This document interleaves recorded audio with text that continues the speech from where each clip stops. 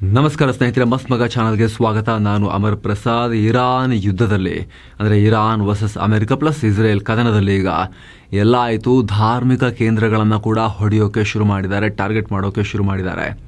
ಒಂದು ಕಡೆ ಇಸ್ರೇಲ್ ಅಲ್ ಅಕ್ಸಾ ಮಸೀದಿಯನ್ನು ಅಂದರೆ ಮುಸ್ಲಿಮರ ಪಾಲಿಗೆ ಮಕ್ಕಾ ಮದೀನಾ ನಂತರ ಅತ್ಯಂತ ಪವಿತ್ರ ಅಂತ ಕರೆಯಲಾಗೋ ಮಸೀದಿಯನ್ನು ಬಂದ್ ಮಾಡಿದರೆ, ಈ ಕಡೆ ಇರಾನ್ ಅದೇ ಮಸೀದಿ ಇರೋ ಜಾಗದ ಕಡೆಗೆ ಮಿಸೈಲ್ ನುಗ್ಗಿಸ್ಬಿಟ್ಟಿದೆ. ಮಿಸೈಲ್ನ ಅವಶೇಷಗಳು ಆ ಪವಿತ್ರ ಜಾಗದ ಪಕ್ಕದಲ್ಲೇ ಬಿದ್ದಿದ್ದು ಭಾರಿ ಕೋಲಾಹಲಕ್ಕೆ ಕಾರಣ ಆಗಿದೆ. ಇಸ್ರೇಲ್ ಇರಾನ್ಗೆ ತಲೆಮೆ ಕೆಟ್ಟು ಹೋಗಿದೆ ಅಂತ ಹೇಳಿ ಗುಡುಗಿದೆ. ಇನ್ನೊಂದು ಕಡೆ ಟ್ರಂಪ್ ನ್ಯಾಟೋ ರಾಷ್ಟ್ರಗಳನ್ನು ಹೇಡಿಗಳು ಅಂತ ಕರೆದಿದ್ದಾರೆ, ನ್ಯಾಟೋವನ್ನ ಫ್ರೆಂಡ್ಸನ್ನು. ಈ ನಡುವೆ ಇರಾನ್ ವಿಚಾರದಲ್ಲಿ ಅಮೆರಿಕ ದೊಡ್ಡ ನಿರ್ಧಾರ ತಗೊಂಡಿದೆ. ಎಲ್ಲವನ್ನ ಕ್ವಿಕ್ ಆಗಿ ಒನ್ ಬೈ ಒನ್ ನೋಡ್ತಾ ಹೋಗೋಣ. ಮೊದಲಿಗೆ ಇಡೀ ಜಗತ್ತಿಗೆ ಇರಾನ್ ಒಡ್ಡಿರೋ ಬೆದರಿಕೆಯನ್ನ ನೋಡ್ತಾ ಹೋಗೋಣ. ಇರಾನ್ ಹೇಳಿದೆ, ಇನ್ನು ಮುಂದೆ ಜಗತ್ತಿನ ಯಾವುದೇ ಮೂಲೆಯಲ್ಲಿರೋ ಪಾರ್ಕ್ಗಳು, ರೆಸಾರ್ಟ್ಗಳು ಮತ್ತು ಪ್ರವಾಸಿ ತಾಣಗಳು ನಮ್ಮ ಶತ್ರುಗಳಿಗೆ ಸೇಫ್ ಅಲ್ಲ, ಎಲ್ಲಾ ಕಡೆ ಹೊಡಿತೀವಿ ಅಂತ ಇರಾನ್ ಸೇನೆಯ ವಕ್ತಾರ ಅಬೋಲ್ ಫಜಲ್ ಶಕಾರ್ಜಿ ಧಮಕಿ ಹಾಕಿದ್ದಾರೆ.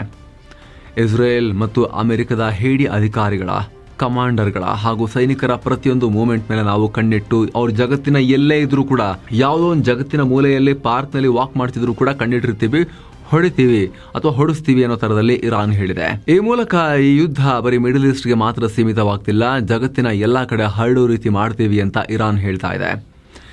ಹೀಗಾಗಿ ಜಗತ್ತಿನಾದ್ಯಂತ ಇರೋ ಅಮೆರಿಕನ್ಸ್ ಮತ್ತು ಇಸ್ರೇಲಿಗಳಿಗೆ, ಅವರ ಅಧಿಕಾರಿಗಳಿಗೆ, ಜನರಿಗೆ ಈಗ ಉಗ್ರ ದಾಳಿಗಳ ಭೀತಿ ಶುರುವಾಗಿದೆ. ಈ ನಡುವೆ ಚೆಕ್ ರಿಪಬ್ಲಿಕ್ನಲ್ಲಿರೋ ಇಸ್ರೇಲ್ನ ಅತಿದೊಡ್ಡ ಆಯುಧ ತಯಾರಿಕಾ ಕಂಪನಿ ಎಲ್ಬಿಟ್ ಸಿಸ್ಟಮ್ಸ್ ಮೇಲೆ ಭೀಕರ ದಾಳಿ ಆಗಿದೆ. ಈ ದಾಳಿಯಲ್ಲಿ ಫ್ಯಾಕ್ಟರಿಯ ಹಲವು ಬಿಲ್ಡಿಂಗ್ಗಳು ಬೆಂಕಿಗೆ ಆಹುತಿಯಾಗಿವೆ. ದಿ ಅರ್ತ್ ಕ್ವೇಕ್ ಫ್ಯಾಕ್ಷನ್ ಅನ್ನೋ ಒಂದು ಅಂಡರ್ ಗ್ರೌಂಡ್ ಗ್ರೂಪ್ ಈ ದಾಳಿಯ ಜವಾಬ್ದಾರಿ ಹೊತ್ಕೊಂಡಿದೆ.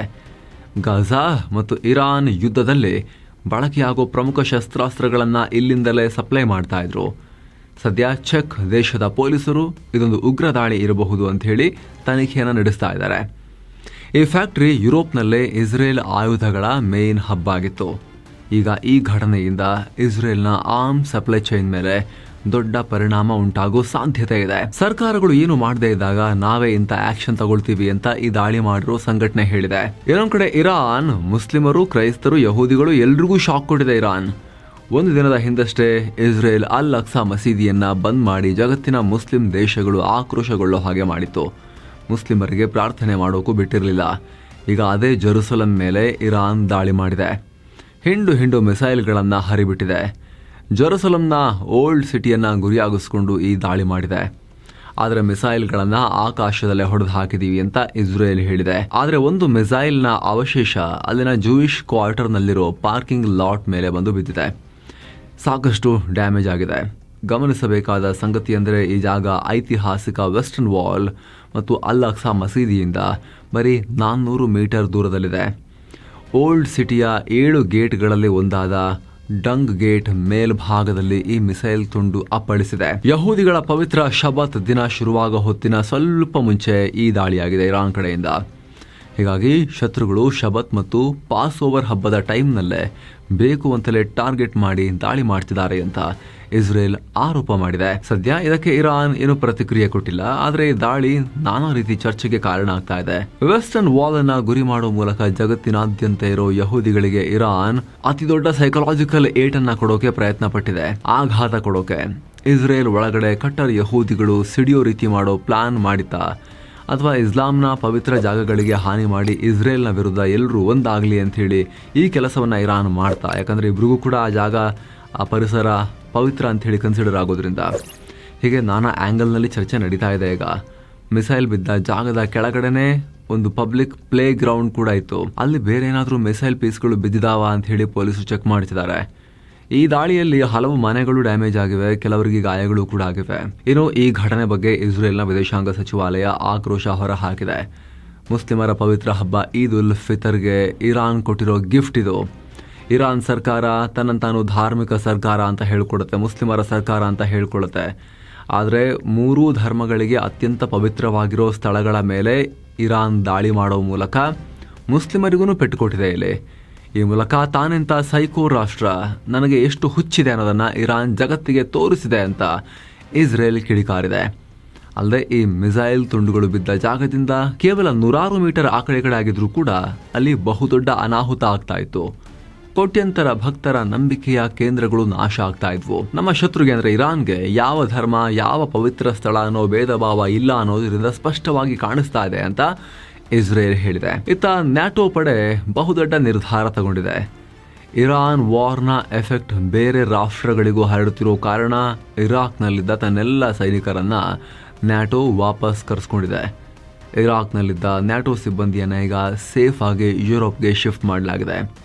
ಈ ಬಗ್ಗೆ ನ್ಯಾಟೋದ ಸುಪ್ರೀಂ ಕಮಾಂಡರ್ ಆಗಿರೋ ಅಮೆರಿಕದ ಜನರಲ್ ಅಲೆಕ್ಸಿಸ್ ಗ್ರೆಂಕೆವಿಚ್ ಅಧಿಕೃತವಾಗಿ ಮಾಹಿತಿ ಕೊಟ್ಟಿದ್ದಾರೆ. ಜೊತೆಗೆ ತಮ್ಮ ಸೈನಿಕರನ್ನ ಸೇಫ್ ಆಗಿ ಕಳಿಸ್ಕೊಟ್ಟಿದ್ದಕ್ಕೆ ಇರಾಕ್ ಸರ್ಕಾರಕ್ಕೆ ಥ್ಯಾಂಕ್ಸ್ ಕೂಡ ಹೇಳಿದ್ದಾರೆ. ಇರಾಕ್ನಲ್ಲಿ ನ್ಯಾಟೋದ 100 ಸೈನಿಕರಿದ್ರು. ಇವರು ಯಾವುದೇ ಯುದ್ಧ ಮಾಡ್ತಿರ್ಲಿಲ್ಲ, ಬದಲಾಗಿ ಇರಾಕ್ನ ಭದ್ರತಾ ಪಡೆಗಳಿಗೆ ಟ್ರೈನಿಂಗ್ ಮತ್ತು ಗೈಡೆನ್ಸ್ ಕೊಡೋ ಅಡ್ವೈಸರಿ ಕೆಲಸ ಮಾಡ್ತಾ ಇದ್ರು. ಆದರೆ ಗಲ್ಫ್ ರಾಷ್ಟ್ರಗಳಲ್ಲಿ ಯುದ್ಧದ ಟೆನ್ಷನ್ ಜಾಸ್ತಿ ಆಗ್ತಿರೋದ್ರಿಂದ ಆಲ್ರೆಡಿ ಪೋಲೆಂಡ್, ಸ್ಪೇನ್ ಮತ್ತು ಕ್ರೊವೇಷಿಯಾ ರಾಷ್ಟ್ರಗಳು ತಮ್ಮ ಸೈನಿಕರನ್ನ ವಾಪಸ್ ಕರೆಸ್ಕೊಂಡಿದ್ವು. ಇದೀಗ ಇಡೀ ನ್ಯಾಟೋ ಪಡೆನೇ ಇರಾಕ್ನಿಂದ ಜಾಗ ಖಾಲಿ ಮಾಡಿದೆ. ಇನ್ನು ಮುಂದೆ ಇರಾಕ್ನ ಸೇನೆಗೆ ಟ್ರೈನಿಂಗ್ ಕೊಡೋ ಕೆಲಸವನ್ನ ಇಟಲಿಯ ನೇಪಲ್ಸ್ನಲ್ಲಿರೋ ತಮ್ಮ ಮಿಲಿಟರಿ ಹೆಡ್ ಕ್ವಾರ್ಟರ್ಸ್ನಿಂದಲೇ ಅಲ್ಲಿಂದಲೇ ಕಂಟಿನ್ಯೂ ಮಾಡ್ತೀವಿ ಅಂತ ನ್ಯಾಟೋ ಸ್ಪಷ್ಟಪಡಿಸಿದೆ. ಇದರ ಬೆನ್ನಲ್ಲೇ ನ್ಯಾಟೋ ಫ್ರೆಂಡ್ಸ್ ವಿರುದ್ಧ ಟ್ರಂಪ್ ತೀರಾ ಕೆಟ್ಟ ಪದಗಳನ್ನ ಬಳಸಿ ಬೈದಿದ್ದಾರೆ ನ್ಯಾಟೋಗೆ. ಅಮೆರಿಕ ಇಲ್ಲದೆ ಇದ್ರೆ ನ್ಯಾಟೋ ಬರೀ ಪೇಪರ್ ಟೈಗರ್, ಅವರು ಹೇಡಿಗಳು ಅಂತ ಕರೆದಿದ್ದಾರೆ. ಇರಾನ್ ಅಣ್ವಸ್ತ್ರ ಅಥವಾ ನ್ಯೂಕ್ಲಿಯರ್ ಪವರ್ ಆಗೋದನ್ನ ತಡೆಯೋಕೆ ನಾವು ಮಾಡಿದ ಹೋರಾಟ ಇದು. ಇದಕ್ಕೆ ನ್ಯಾಟೋ ಕೈ ಜೋಡಿಸ್ಲೇ ಇಲ್ಲ. ಆದ್ರೆ ಈಗ ಮಿಲಿಟರಿಯಾಗಿ ನಾವು ಈ ಹೋರಾಟವನ್ನ ಗೆದ್ದಿದ್ದೀವಿ. ಈಗ ಆಯಿಲ್ ಪ್ರೈಸ್ ಜಾಸ್ತಿ ಆಗಿದೆ ಅಂತ ಇದೇ ನ್ಯಾಟೋ ರಾಷ್ಟ್ರಗಳು ಕಂಪ್ಲೇಂಟ್ ಮಾಡ್ತಿವೆ. ಹಾರ್ಮುಜ್ ಜಲಸಂಧಿಯನ್ನ ಓಪನ್ ಮಾಡಿದ್ರೆ ತೈಲ ಬೆಲೆ ತಾನಾಗಿ ಕಮ್ಮಿ ಆಗುತ್ತೆ. ಅದೊಂದು ಸಿಂಪಲ್ ಮಿಲಿಟರಿ ಆಪರೇಷನ್. ಆದರೆ ಈ ಕೆಲಸ ಮಾಡೋಕ್ಕೂ ಅವ್ರು ನಮಗೆ ಹೆಲ್ಪ್ ಮಾಡ್ತಿಲ್ಲ. ಯಾವುದೇ ರಿಸ್ಕ್ ಇಲ್ಲದೆ ಇರೋ ಆ ಸಣ್ಣ ಕೆಲಸ ಮಾಡೋಕ್ಕೂ ಅವರು ರೆಡಿ ಇಲ್ಲ ಅಂತ ಹೇಳಿ ಹೇಡಿಗಳು ಅಂತ ಹೇಳಿ ಟ್ರಂಪ್ ಬೈದು ಬಿಟ್ಟಿದ್ದಾರೆ. ಇದೇ ವೇಳೆ ಬಿಗ್ ಲೆಟರ್ನಲ್ಲಿ ಅವ್ರನ್ನ ಹೇಡಿಗಳು ಅಂತ ಕರೆಯೋದು ಮಾತ್ರ ಅಲ್ಲದೆ, ಕವಾರ್ಡ್ಸ್ ಅಂತ ಕರೆಯೋದು ಮಾತ್ರ ಅಲ್ಲದೆ, ನಿಮ್ಮ ನಡೆಯನ್ನ, ನೀವು ಮಾಡಿರೋ ಈ ಮೋಸವನ್ನ ನೆನ್ಪಿಟ್ಕೊಳ್ತೀವಿ ಅಂತ ಹೇಳಿ ಟ್ರಂಪ್ ವಾರ್ನಿಂಗ್ ಬೇರೆ ಕೊಟ್ಟಿದ್ದಾರೆ ನ್ಯಾಟೋಗೆ. ಬಹುತೇಕ ನ್ಯಾಟೋವನ್ನ ಡಂಪ್ ಮಾಡೋ ಲೆಕ್ಕಾಚಾರ ಕಾಣಿಸ್ತಾ ಇದೆ ಅವರು. ಇತ್ತ ಇರಾನ್ ಜೊತೆಗಿನ ಯುದ್ಧದ ಕಾರಣಕ್ಕೆ ಅಮೆರಿಕಾಗೆ ಈಗ ದೊಡ್ಡ ಶಾಕ್ ಎದುರಾಗಿದೆ. ಸ್ವಿಟ್ಜರ್ಲೆಂಡ್ ರಾಷ್ಟ್ರ ಅಮೆರಿಕಾಗೆ ಶಸ್ತ್ರಾಸ್ತ್ರಗಳ ರಫ್ತನ್ನ ಸಂಪೂರ್ಣವಾಗಿ ನಿಲ್ಲಿಸಿದೆ. ಯಾವುದೇ ದೇಶಗಳ ನಡುವೆ ಯುದ್ಧ ನಡೆದ್ರೆ ನಾವು ಯಾರ ಪರವೂ ನಿಲ್ಲಲ್ಲ ಅನ್ನೋದು ಸ್ವಿಟ್ಜರ್ಲೆಂಡ್ನ ತಟಸ್ಥ ನೀತಿ. ಹೀಗಾಗಿ ಸಂಘರ್ಷದಲ್ಲಿ ಭಾಗಿಯಾಗಿರೋ ರಾಷ್ಟ್ರಗಳಿಗೆ ಯಾವುದೇ ಯುದ್ಧ ಸಾಮಗ್ರಿ ಕೊಡೋಕೆ ಸಾಧ್ಯ ಇಲ್ಲ ಅಂತ ಸ್ವಿಟ್ಜರ್ಲೆಂಡ್ ಸರ್ಕಾರ ಅಧಿಕೃತವಾಗಿ ಘೋಷಣೆ ಮಾಡಿದೆ. ಅಂದಹಾಗೆ ಸ್ವಿಟ್ಜರ್ಲೆಂಡ್ ಅಮೆರಿಕಾಗೆ ಫೈಟರ್ ಜೆಟ್ ಬಿಡಿ ಭಾಗಗಳನ್ನು, ಮದ್ದುಗುಂಡುಗಳನ್ನು, ಆರ್ಮರ್ಡ್ ವೆಹಿಕಲ್ಗಳನ್ನು ಪೂರೈಕೆ ಮಾಡುತ್ತೆ. ಇನ್ನು ಈ ಯುದ್ಧದಿಂದಾಗಿ ಪ್ರಪಂಚದಾದ್ಯಂತ ತೈಲ ಬೆಲೆ ಏರಿಕೆಯಾಗ್ತಿದೆ. ಈ ಟೆನ್ಷನ್ ಕಮ್ಮಿ ಮಾಡೋಕೆ ಅಮೆರಿಕದ ಟ್ರಂಪ್ ಸರ್ಕಾರ ಈಗ ಮಹತ್ವದ ಹೆಜ್ಜೆ ಇಟ್ಟಿದೆ. ಇರಾನ್ನ ತೈಲ ಮಾರಾಟದ ಮೇಲಿದ್ದ ನಿರ್ಬಂಧಗಳನ್ನು ಅಥವಾ ಸ್ಯಾಂಕ್ಷನ್ ಅನ್ನು ಅಮೆರಿಕ 30 ದಿನಗಳ ಮಟ್ಟಿಗೆ ಸಡಿಲಿಸಿದೆ. ಅಂದರೆ ಆಲ್ರೆಡಿ ಸಮುದ್ರದಲ್ಲಿ ಹಡಗುಗಳು ಸಿಕ್ಕಾಕೊಂಡಿರೋ ಇರಾನ್ ಆಯಿಲ್ ಅನ್ನು ಸೇಲ್ ಮಾಡೋಕೆ ಅಮೆರಿಕ ಗ್ರೀನ್ ಸಿಗ್ನಲ್ ಕೊಟ್ಟಿದೆ.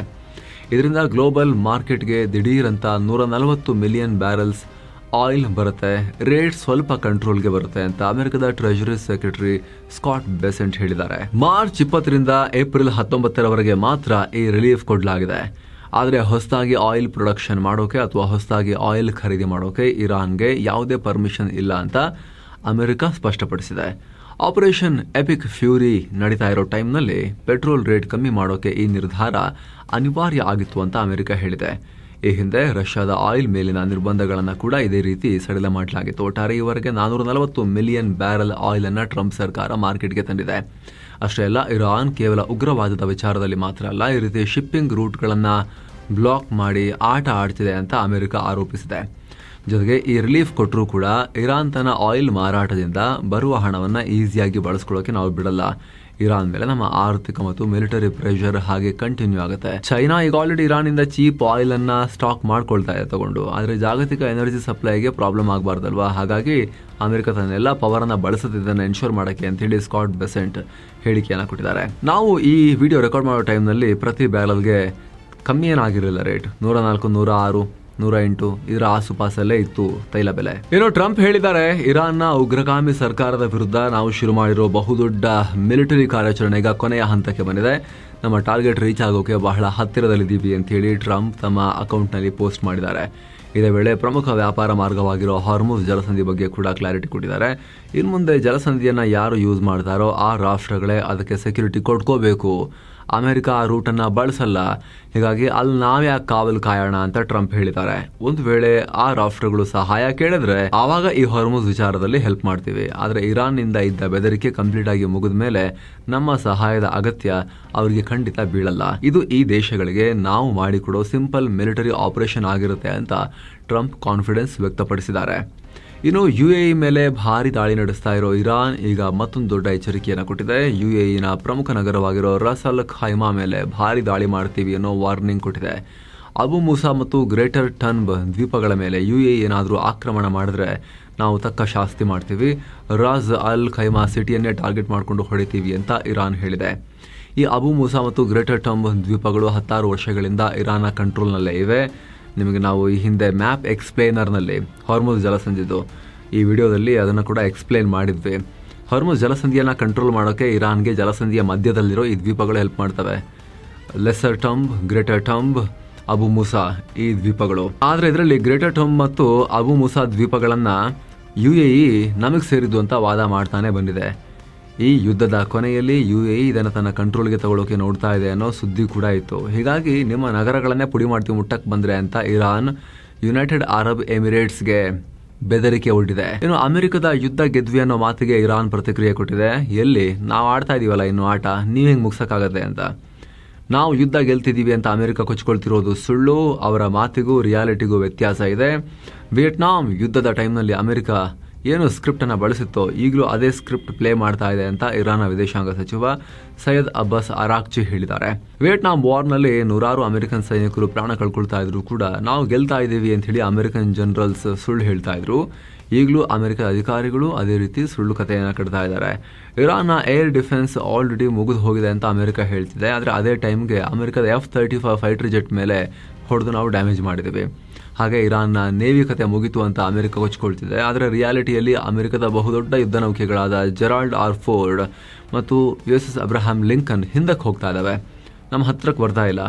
ದಶಕಗಳು ಬದಲಾದರೂ ಕೂಡ ಅಮೆರಿಕ ಮಾತ್ರ ನಾವು ಗೆಲ್ತಾ ಇದ್ದೀವಿ ಅನ್ನೋ ಹಳೆ ಡೈಲಾಗನ್ನು ರಿಪೀಟ್ ಮಾಡ್ತಾನೆ ಇದೆ ಅಂತ ಇರಾನ್ ಸಚಿವರು ಕೌಂಟರ್ ಕೊಟ್ಟಿದ್ದಾರೆ ಅಮೆರಿಕಗೆ. ಇನ್ನೊಂದು ಕಡೆ ಇರಾನ್ ಒಳಗಡೆ ಇಸ್ರೇಲ್ನ ಅಬ್ಬರದ ದಾಳಿಗಳು ಮುಂದುವರೆದಿವೆ. ಇರಾನ್ ರಾಜಧಾನಿ ಟೆಹರಾನ್ನ ಹೃದಯ ಭಾಗದಲ್ಲೂ ಕೂಡ ಭಾರಿ ಬಾಂಬಿಂಗ್ ಆಗಿದೆ. ಈ ದಾಳಿಯಲ್ಲಿ ಇರಾನ್ನ ಬಸೀಜ್ ಫೋರ್ಸ್ನ ಇಂಟೆಲಿಜೆನ್ಸ್ ವಿಭಾಗದ ಮುಖ್ಯಸ್ಥ ಇಸ್ಮಾಯಿಲ್ ಅಹ್ಮದಿ ಸೇರಿ ಹಲವು ಟಾಪ್ ಕಮಾಂಡರ್ಗಳನ್ನು ಹೊಡೆದು ಹಾಕಲಾಗಿದೆ. ಹಾಗೆ ಇಂಟೆಲಿಜೆನ್ಸ್ ಮಿನಿಸ್ಟ್ರಿಯ ಪ್ರಮುಖ ಕಮಾಂಡರ್ ಆಗಿದ್ದ ಮೆಹದಿ ರಸ್ತಮಿ ಶಮ್ಸ್ತಾನ್ ಅನ್ನೋ ಟಾಪ್ ಅಧಿಕಾರಿಯನ್ನು ಕೂಡ ಇಸ್ರೇಲ್ ಹತ್ಯೆ ಮಾಡಿದೆ. ಪ್ರಪಂಚದಾದ್ಯಂತ ಇರೋ ಇಸ್ರೇಲ್ ನಾಗರಿಕರ ಮೇಲೆ ಮತ್ತು ಯಹೂದಿ ಜನರ ಮೇಲೆ ಈತ ದಾಳಿ ಮಾಡಿಸ್ತಾ ಇದ್ದ, ಅಮಾಯಕರ ಮೇಲೆ ಕಣ್ಣು ಹಾಕಿದ್ದ. ಇದನ್ನ ಪರ್ಫೆಕ್ಟ್ ಆಗಿ ಟಾರ್ಗೆಟ್ ಮಾಡಿ ಹೊಡೆದು ಹಾಕಿದೀವಿ ಅಂತ ಇಸ್ರೇಲ್ ಅಧಿಕೃತವಾಗಿ ಹೇಳಿದೆ. ಏನೋ ರಹಸ್ಯ ಜಾಗದಲ್ಲೇ ಕೂತಿರೋ ಇರಾನ್ನ ಹೊಸ ಸುಪ್ರೀಂ ಲೀಡರ್ ಮುಜ್ತಬಾ ಖಾಮೆನಿ ಮತ್ತೆ ವಾಗ್ದಾಳಿ ಮಾಡಿದ್ದಾರೆ. ಅಮೆರಿಕ ಮತ್ತು ಇಸ್ರೇಲ್ ಬಹುದೊಡ್ಡ ತಪ್ಪು ಲೆಕ್ಕಾಚಾರ ಮಾಡಿದ್ದಾರೆ, ಮಿಸ್ಕ್ಯಾಲ್ಕುಲೇಷನ್ಸ್ ಇವ್ರದು ಅಂತ ಹೇಳಿದ್ದಾರೆ. ಕೇವಲ 1-2 ದಿನ ಅಟ್ಯಾಕ್ ಮಾಡಿದ್ರೆ ಸಾಕು, ಇರಾನ್ ಜನರೇ ಸರ್ಕಾರದ ವಿರುದ್ಧ ತಿರುಗಿ ಬೀಳ್ತಾರೆ, ಸರ್ಕಾರವನ್ನು ಕಿತ್ತು ಬಿಸಾಕ್ತಾರೆ ಅಂತ ಅವರು ಅನ್ಕೊಂಡಿದ್ರು. ಆದರೆ ಅದು ಅವರ ಬಹುದೊಡ್ಡ ಮಿಸ್ಕ್ಯಾಲ್ಕುಲೇಷನ್. ಇರಾನ್ನ ಟಾಪ್ ನಾಯಕರನ್ನ ಮತ್ತು ಪ್ರಭಾವಿ ಮಿಲಿಟರಿ ಅಧಿಕಾರಿಗಳನ್ನ ಸಾಯಿಸಿದ್ರೆ ಜನರಲ್ಲಿ ಭಯ ಮತ್ತು ಹತಾಶೆ ಶುರುವಾಗುತ್ತೆ ಅಂತ ಶತ್ರುಗಳು ಭ್ರಮೆಯಲ್ಲಿದ್ರು. ಜನರನ್ನ ಬೆದರಿಸಿ ಆ ಮೂಲಕ ಇರಾನ್ ಮೇಲೆ ಕಂಟ್ರೋಲ್ ಸಾಧಿಸಿ ದೇಶವನ್ನೇ ತುಂಡು ಮಾಡಬಹುದು ಅನ್ನೋದು ಅವರ ಡ್ರೀಮ್ ಆಗಿತ್ತು. ಆದ್ರೆ ಈಗ ಆಗಿರೋದೇ ಬೇರೆ. ಶತ್ರುಗಳ ದಾಳಿಯಿಂದ ಜನರಲ್ಲಿ ಒಂದು ಸ್ಟ್ರಾಂಗ್ ಒಗ್ಗಟ್ಟು ಬಂದಿದೆ. ಧರ್ಮ, ಸಂಸ್ಕೃತಿ ಮತ್ತು ರಾಜಕೀಯವಾಗಿ ಎಷ್ಟೇ ಡಿಫರೆನ್ಸ್ ಇದ್ರೂ ಕೂಡ ಜನರೆಲ್ಲ ಒಟ್ಟಾಗಿದ್ದೀವಿ. ಇನ್ನೊಂದ್ ಕಡೆ ಇರಾನ್ ಒಡೆಯೋಕೆ ಬಂದ ಶತ್ರುಗಳ ಪಾಳೆಯದಲ್ಲೇ ಈಗ ಬಿರುಕು ಮುಡಿ ಅವರೆಲ್ಲ ಒಡೆದು ಹೋಗ್ತಿದ್ದಾರೆ ಅಂತ ಖಾಮೆನಿ ಹೇಳಿದ್ದಾರೆ.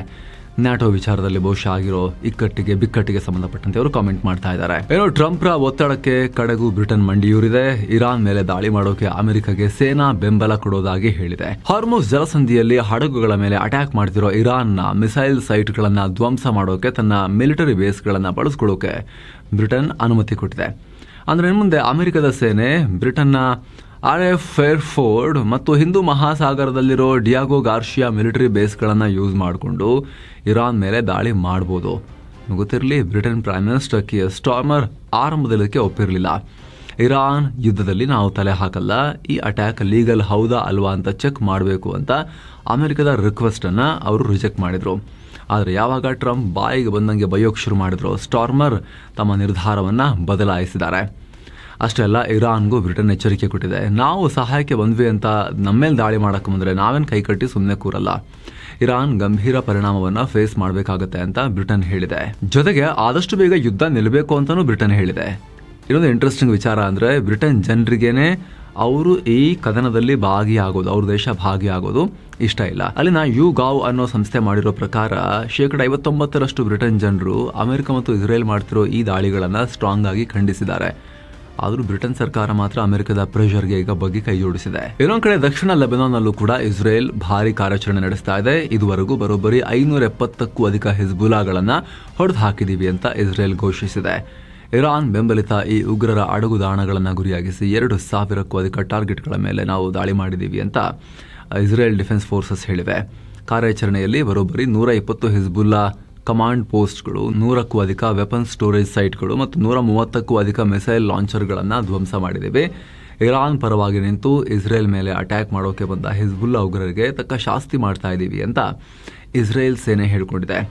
ದಕ್ಷಿಣ ಲೆಬನಾನ್ನ ಟೈರ್ ಸಿಟಿಯಿಂದ ಜನರನ್ನ ಬೇರೆ ಕಡೆಗೆ ಶಿಫ್ಟ್ ಮಾಡಿದ ಮೇಲೆ ಇಸ್ರೇಲ್ ಈ ಭಾರಿ ದಾಳಿಯನ್ನ ಶುರು ಮಾಡಿದೆ. ಸೊ ಸ್ನೇಹಿತರೆ, ಇದಾಗಿತ್ತು ಈ ಕ್ಷಣದ ಎಲ್ಲ ಪ್ರಮುಖ ಅಪ್ಡೇಟ್ಸ್ ನಿಮಗೆ ತಲುಪಿಸುವಂತ ಪ್ರಯತ್ನ. ಮುಂದೆ ಕೂಡ ಆಗುವ ಪ್ರತಿ ಬೆಳವಣಿಗೆಯನ್ನ ಟೈಮ್ಲಿಯಾಗಿ ನಿಮಗೆ ತಲುಪಿಸ್ತಾನೆ ಇರ್ತೀವಿ. ದಯವಿಟ್ಟು ಸಬ್ಸ್ಕ್ರೈಬ್ ಮಾಡಿ. ಹಾಗೆ ವಿಡಿಯೋ ಕೆಳಗಿರೋ ಜಾಯಿನ್ ಬಟನ್ ಮೂಲಕ ಆಸಕ್ತ ವೀಕ್ಷಕರು ಮಸ್ತ್ ಮಗ ಪ್ರೀಮಿಯಂ ಮೆಂಬರ್ಸ್ ಆಗ್ಬೋದು. ಆವಾಗ ಎಲ್ಲ ಮೆಂಬರ್ ಓನ್ಲಿ ಕಾಂಟೆಂಟನ್ನು ಕೂಡ ನೋಡೋಕೆ ಶುರು ಮಾಡ್ಬೋದು. ಜೊತೆಗೆ ಅದು ನೀವು ನಮಗೆ ಕೊಡೋ ಅತಿ ದೊಡ್ಡ ಬೆಂಬಲ ಕೂಡ. ಆಸಕ್ತರು ಜಾಯಿನ್ ಬಟನ್ ಚೆಕ್ ಮಾಡಿ ಕನ್ಸಿಡರ್ ಮಾಡ್ಬೋದು. ಮತ್ತೆ ಭೇಟಿ ಆಗ್ತಿರೋಣ ಸ್ನೇಹಿತರೆ. ನಮಸ್ತೆ.